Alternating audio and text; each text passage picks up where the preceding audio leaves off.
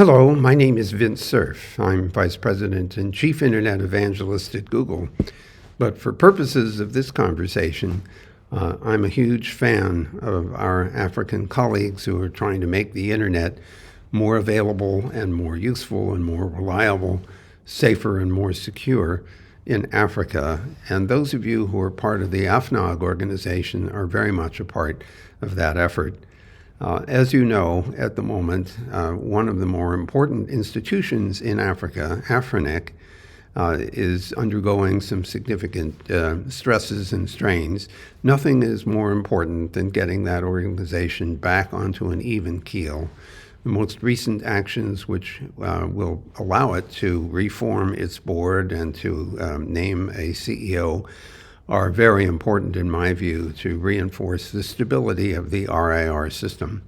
But let me speak to you as Afnog participants. We are still working hard, all of you and the rest of us, to get more internet available in the African continent, to connect the African continent to the rest of the world with subsea cables. My company, Google, has participated in some of that by connecting various and sundry subsea cables to parts of Africa. But perhaps the most important part is getting into the interior. Some of the possibilities are that the low Earth orbiting satellite systems, such as Starlink, may offer some access in places where it would otherwise be quite difficult to bring optical fiber into operation, or even to bring Wi-Fi, and 5G and 6G into place because of the amount of infrastructure that has to be incorporated.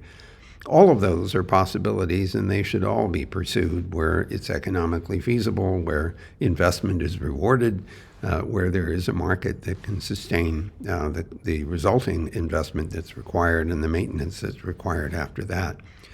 The current internet environment is not perfect by any means, but I hope all of you would agree that in spite of whatever frailties there are, it has brought significant prosperity to many people around the world who have invented new applications and new services on the internet, and which have become more and more available in many cases through mobiles and smartphones. So I encourage all of you, to the extent that you have any voices to raise with regard to policy questions, to encourage policies that increase the incentives to make investments in the infrastructure. But there's more to internet than just getting access to it. You have to know how to use it. You want to have information that's of local interest and which is in local languages so people can make use of it.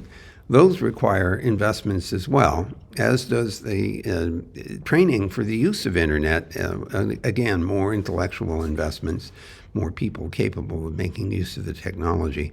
All of those things have to be put in place in order to make this system appealing and useful to everyone. And while we're speaking about everyone, let me remind you that people with disabilities often need some help to get access to and make use of internet applications, and we should not forget them. It's sometimes observed that there are 1 billion people in the world with disabilities. I'm one of them. I wear hearing aids. But anytime you help someone with a disability to get access to the internet and make use of it, you're actually helping everyone else that might be interacting with that person. So the billion is really more like 3 or 4 or 5 or 6 billion people benefiting from investment in accessibility. So finally, I wish you well in this Afnog in 2023. I hope that you'll uncover new ways in which you can work together in order to make the internet a better place for everyone. And I certainly hope, in spite of the fact that I can't be there in person, that we'll cross paths on the net.